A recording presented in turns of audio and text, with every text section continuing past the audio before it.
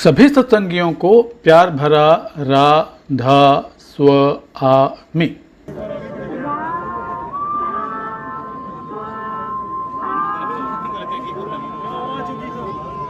सत्संग जगत में सेवा का विशेष महत्व है, तभी तो सत्संगी सेवा का कोई भी मौका किसी भी रूप में नहीं छोड़ते हैं। सत्संगियों द्वारा लगाए जाने वाले मेडिकल कैंप इसका प्रत्यक्ष प्रमाण है, जहां सत्संगियों और गैर सत्संगियों दोनों को एक समान मेडिकल सुविधाएं दी जाती हैं। तो आज मैं आपको लेकर चल रहा हूं एलोरा ब्रांच में, ताकि आप खुद देख सकें कि किस प्रकार सत्संगी बिना किसी भेदभाव के मानवता की सेवा में जुटे हुए हैं। यहाँ हो रही है मरीजों की रजिस्ट्रेशन। रजिस्ट्रेशन के बाद मरीजों को संबंधित डॉक्टरों के पास भेज दिया जाता है। शरणाश्रम हॉस्पिटल के सौजन्य से लगाए जा रहे इस मेडिकल कैंप में विशेषज्ञ डॉक्टर अपनी अपनी सेवाएं दे रहे हैं। इनमें न सिर्फ एलोपैथी बल्कि आयुर्वेद और होम्योपैथी डॉक्टर्स भी ज़रूरतमंद मरीजों को अपनी सेवाएं दे रहे हैं। यहाँ न सिर्फ डॉक्टर्स अपनी सेवाएं दे रहे हैं बल्कि मरीजों के मेडिकल टेस्ट भी यहाँ किए जा रहे हैं।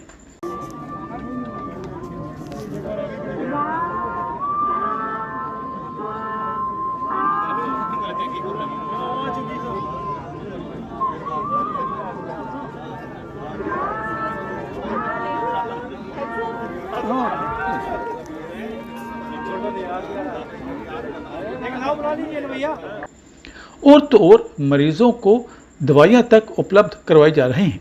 और सबसे बड़ी बात यह कि ये सब सुविधाएं बिल्कुल मुफ्त हैं, यानी यहाँ आने वाले मरीजों को न तो डॉक्टर्स की फीस देनी पड़ती है और न ही मेडिकल टेस्ट या दवाइयों का खर्चा उठाना पड़ता है। इस मेडिकल कैंप में न सिर्फ बच्चों और बड़ों और बुजुर्गों के लिए डॉक्टर्स हैं, बल्कि लेडीज़ के लिए गायनेकोलॉजिस्ट भी उपलब्ध है। जब हमने इन डॉक्टर साहिबा से यहाँ आने वाली लेडीज़ की आम परेशानियों के बारे में पूछा तो इन्होंने बताया, सब तरह के पेशेंट आते हैं, पर ज़्यादातर जो आती हैं मीनोपॉजल लेडीज़ ही आती हैं यहाँ पर, है ना, क्योंकि प्रेगनेंसी वगैरह में तो शरणाश्रम में आके दिखाना पसंद करते हैं। तो मैं तो बस ये परामर्श देती हूँ कि 35 जो एक कॉमन मेरा मैसेज और टेक होम मैसेज आप कह सकते हो कि 35 की एज के बाद हर फीमेल को कैल्शियम की जो टैबलेट है वो स्टार्ट कर देनी चाहिए। वो डेयरी प्रोडक्ट्स ले रही हैं वो सब ठीक है, लेकिन उसके अलावा भी सप्लीमेंट्स की ज़रूरत होती है आफ्टर एज ऑफ 35। तो कैल्शियम की एक गोली सोते समय दूध के साथ लेना ज़्यादा बेहतर होता है। अच्छा मैम, ये तो मोनोपॉज की लेडीज़ की समस्या होगी। जो आम बच्चियां जो हैं प्यूबर्टी की तरफ बढ़ रही हैं सारी, तो उनको भी कई तरह के साइकोलॉजिकल और फिजिकल प्रॉब्लम्स आते हैं। हाँ। तो उनके बारे में आप क्या कहना चाहेंगे? देखिए, उनके लिए एक तो बहुत ओवर ट्रीटमेंट नहीं करना है। अगर जैसे ज़्यादातर दिक्कत क्या होती है, जब पीरियड्स शुरू होते हैं किसी भी लड़की के, तो प्रॉब्लम होती है कि बहुत ज़्यादा हो रहे हैं, बंद नहीं हो रहे हैं, या महीने में 2-3 बार हो रहे हैं। तो हमें सबसे पहले तो काउंसलिंग करनी होती है कि 1 साल 6 महीने लग जाता है। जो हमारी हाइपोथैलेमिक पिट्यूटरी ओवेरियन एक्सेस होती है उसको सेट होने में 6 महीने से 1 साल लगता है। तो अगर शुरू में इस तरह की दिक्कतें हो रही हैं तो उसके लिए बहुत परेशान ना हो। हाँ, ज़्यादा ब्लीडिंग है तो आप दवाई ज़रूर लें ब्लीडिंग रोकने के लिए या उसको सही करने के लिए, लेकिन वो कोई बीमारी उसको ना समझें।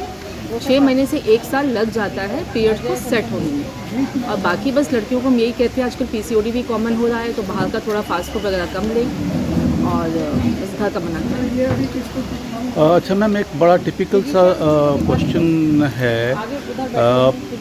पहले के टाइम में हम देखते थे कि जो लेडीज़ की डिलीवरी होती थी वो 90% जो थी वो नेचुरल होती थी। 10% केसेस में देखा जाता था कि उनको सिजेरियन करना पड़ता था, लेकिन आज ये बिल्कुल रिवर्स हो गया है। 90% जो है वो सर्जिकल हो रही है और 10% ही उसके क्या मतलब late conception, late marriage, late conception. पहले शादी जल्दी होती थी।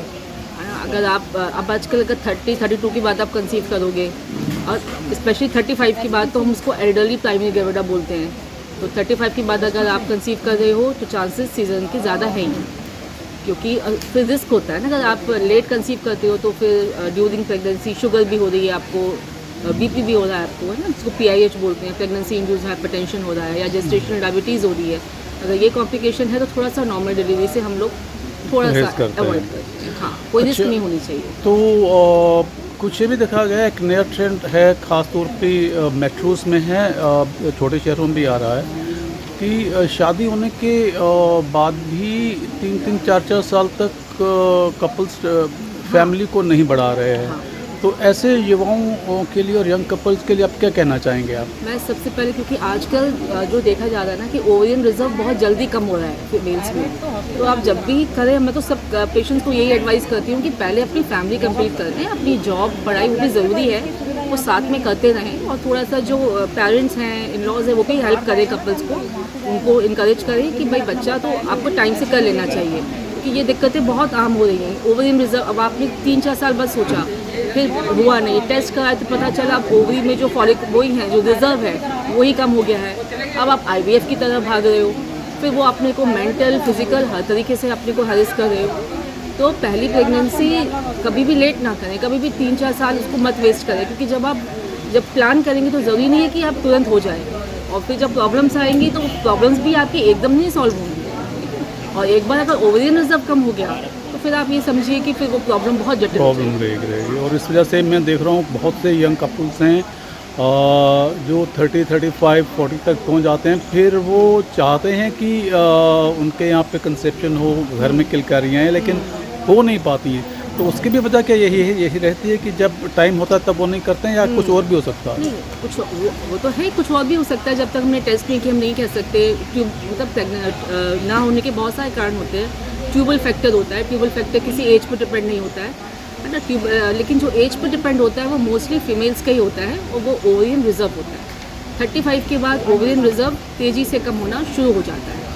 फिर 39-40 पे आप सोच रहे होते हो तो कभी कभी IVF का सहारा लेना पड़ता है, और IVF में भी सबसे पेनफुल ये होता है, अगर आपका ओवरियन रिजर्व बिल्कुल ख़त्म हो गया है तो IVF में भी हम बोल देते हैं कि अब डोनर एग से आप कराइए। तो दैट इज़ वेरी पेनफुल कि पहले आपने किया नहीं, और जब आपने करने की सोची और टेस्ट ट्यूब का सहारा लिया, उसमें भी हम लोग को बोलना पड़ जाता है कि भाई इस एज में 40 के एज में नहीं हो पाएगा, आपके एग से होना मुश्किल है, नहीं हो पाएगा तो हम कभी नहीं बोलते हैं, लेकिन हाँ होना मुश्किल है।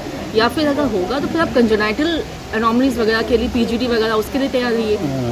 वो साइकोलॉजिकली भी बड़ा साइकोलॉजिकली भी हो जाता है, और शरीर भी फिर आपका, फिर वो जितना एज बढ़ेगी और प्रेगनेंसी रिलेटेड जो कॉम्प्लिकेशंस होते हैं, PIH हो गया, जेस्टेशनल डायबिटीज़ हो गई, वो भी सब साथ में होंगे।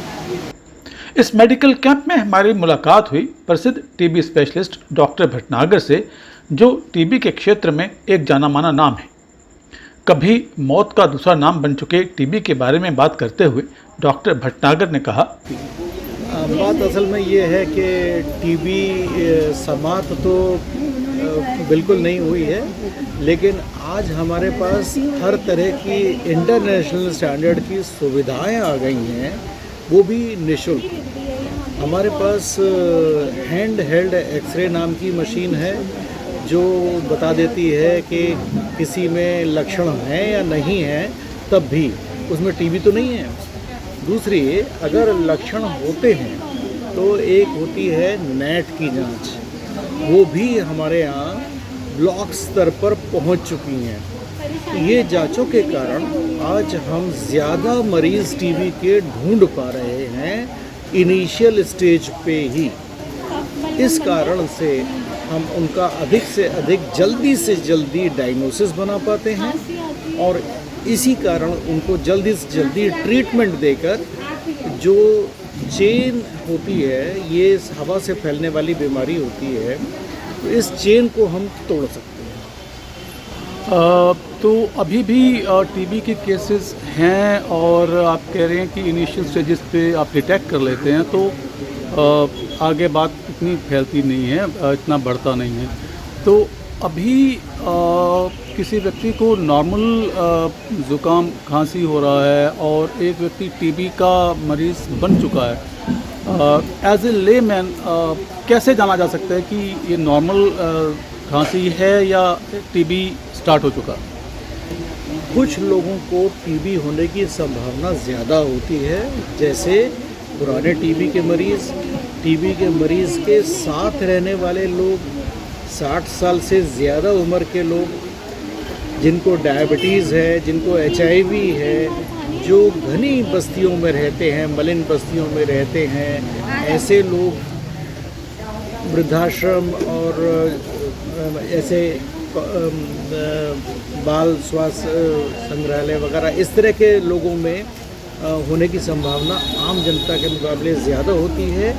इसलिए सिम्टम न भी हो तो हमें एक बार चेक ज़रूर करा लेना चाहिए कि कहीं हमें टीबी तो नहीं है, क्योंकि अब देखा ये जा रहा है कि 2 लक्षणहीन व्यक्तियों में के मुकाबले 1 लक्षण वाले व्यक्ति को टीबी होती है। तो यानी हमें जो भी लोग प्रोन हैं टीबी होने के, उनकी जांच ज़रूर करा के देख लेनी चाहिए कि कहीं आप में से किसी को टीबी तो नहीं है। और जो लक्षण वाले व्यक्ति हैं, 2:1 का रेशियो होता है, जो लक्षण वाले व्यक्ति हैं उनका पूरा इलाज कराएं जांच करा के। अगर निकलती है तो हम ये देखते हैं कि ये ड्रग सेंसिटिव टीबी है या ड्रग रेजिस्टेंट टीबी है, तो उसके हिसाब से उसका इलाज होता है, फ्री ऑफ कॉस्ट होता है। सारी सरकारी सुविधाओं का हम लोग को फ़ायदा उठाना चाहिए। जैसे हम कैंसर के बारे में सुनते हैं कि स्टेज 1, स्टेज 2 और फिर लास्ट स्टेज जब कुछ नहीं हो पाता, तो क्या ऐसा ही कुछ टीबी के साथ में भी होता है क्या? जी, टीबी में हम बोलते हैं सेंसिटिव और रेजिस्टेंट। करीब 97% केसेस सेंसिटिव होते हैं और करीब 3 से 5% केसेस रेजिस्टेंट होते हैं, जिसमें कि आम दवाइयाँ असर नहीं करती। उनके लिए सेकंड लाइन की दवाइयाँ होती हैं, वो दी जाती हैं मरीज़ को। तो वो जांच की सुविधा क्योंकि आज हमारे पास आ गई है, ये जांच करा के हम ये देख लेते हैं कि भाई सेंसिटिव है तो सेंसिटिव का इलाज करते हैं 6 महीने का, और अगर रेजिस्टेंट है तो रेजिस्टेंट का इलाज करते हैं, वो 6 महीने से लेकर लगभग 18 महीने तक का हो सकता है। तो आजकल दोनों केसेस में जो है ये इलाज संभव है। किसी भी तरह से किसी भी पेशेंट को घबराने की ज़रूरत नहीं है। एक टाइम पे टीबी लाइलाज माना जाता था, तो आप ये कहना चाह रहे हैं कि आज इसका हर स्टेज पे इलाज उपलब्ध है और इसका पूरा इलाज कराया जा सकता है। बिल्कुल सही बात है। आज हमारे पास मालिक की दया से इतनी अच्छी दवाइयाँ हैं इंटरनेशनल स्टैंडर्ड की, ये सारे टीबी के मरीज़ ठीक हो सकते हैं, बशर्ते सही इलाज हो, पूरा इलाज हो और नियमित इलाज हो। जब हम छोड़ के इलाज करते हैं, ख़ास तौर से 2 महीने के बाद ऐसा लगने लगता है कि अब मेरे को टीबी नहीं है, फिर ये आदमी सिम्टम लैप्स हो जाता है। वो जो स्टेज होती है उससे बीमारी को दोबारा रिलैप्स होने का डर रहता है और सेंसिटिव से रेजिस्टेंट बनने का डर रहता है। अच्छा, तो रेजिस्टेंट मरीज़ का इलाज करना जो है उसमें साइड इफ़ेक्ट्स वगैरह ज़्यादा होते हैं, उससे हम बच सकते हैं अगर रेगुलर इलाज लें, पूरा इलाज लें और डॉक्टर के कहे अनुसार इलाज लें। तो डॉक्टर साहब, मैं ये जानना चाहूँगा अंत में कि एक आम व्यक्ति के लिए आप क्या उनको सलाह देंगे कि वो क्या अपना लाइफस्टाइल बनाएं ताकि वो उनमें टीबी पैदा ना हो, टीबी के मरीज़ न बने? टीबी के बैक्टीरिया को अंधेरा, नमी और बिना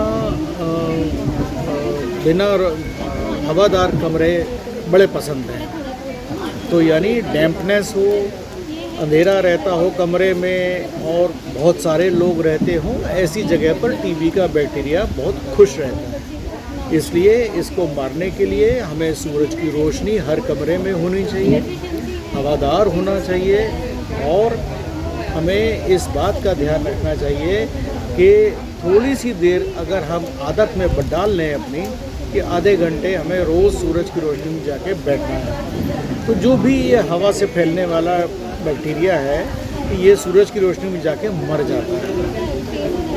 डॉक्टर साहब, आपने इतनी शानदार जानकारी दी और हमारे दर्शकों को प्रदान किया, आपका बहुत बहुत धन्यवाद। राधा स्वामी। अपने व्यस्त शेड्यूल से समय निकालकर आज के कैंप के बारे में जानकारी देते हुए एलोरा ब्रांच के सेक्रेटरी प्रेमी भाई लखपति सिंह जी ने कहा, ये जो एलोरा ब्रांच का मेडिकल कैंप है सरन आश्रम हॉस्पिटल के सौजन्य से लगता है। महीने की जो सेकंड बृहस्पतिवार आती है उसको लगता है हर महीने की, और इसमें सभी विशेषज्ञ डॉक्टर आते हैं, ENT, दंत रोग विशेषज्ञ, आई विशेषज्ञ, हृदय रोग विशेषज्ञ, हार्ट विशेषज्ञ, और आज जो है टीबी के विशेषज्ञ डॉक्टर जो हमारी ऑल यूपी के वो चीफ रहे हैं, डॉक्टर शैलेंद्र भटनागर साहब भी आए हुए हैं। और ये सभी विशेषज्ञ डॉक्टर, स्त्री रोग विशेषज्ञ, फिजिशियंस, होम्योपैथिक, आयुर्वेदिक सभी डॉक्टरों द्वारा चेकअप किया जाता है। इनके द्वारा लिखी हुई दवाएं फ्री मुफ्त मिलती हैं। यहीं पर काउंटर लगा हुआ है और इनके द्वारा जो ब्लड जांच है नॉर्मल रूटीन की है वो यहीं पे जांच की जाती है और वो भी फ्री होती है। ईसीजी वगैरह फ्री होता है। बाकी कोई ज़्यादा मेजर जांच होती है उसके लिए बाहर जो है दिया जाता है, जो ब्लड की जांच हमारे अस्पताल में होती है। तो अभी तक कितने पेशेंट्स आ चुके हैं और क्या रिस्पांस रहा है? ये अभी जो है 150 से ऊपर पेशेंट हो चुके हैं, यानी लगभग 200 के करीब हो जाते हैं। और हमारा जो समर कैंप है ये 26वां है जो लग रहा है एलोरा ब्रांच में। और ये सत्संगी नहीं बल्कि सभी के लिए कैंप लगता है। यहाँ जितने भी हमारे इस एरिया में भाई बहन हैं जो रहते हैं वो सभी यहाँ पे इसका फ़ायदा उठाते हैं। उम्मीद है कि सत्संग की मानवता की सेवा के ऊंचे मानकों को यूं ही बनाए रखेंगे।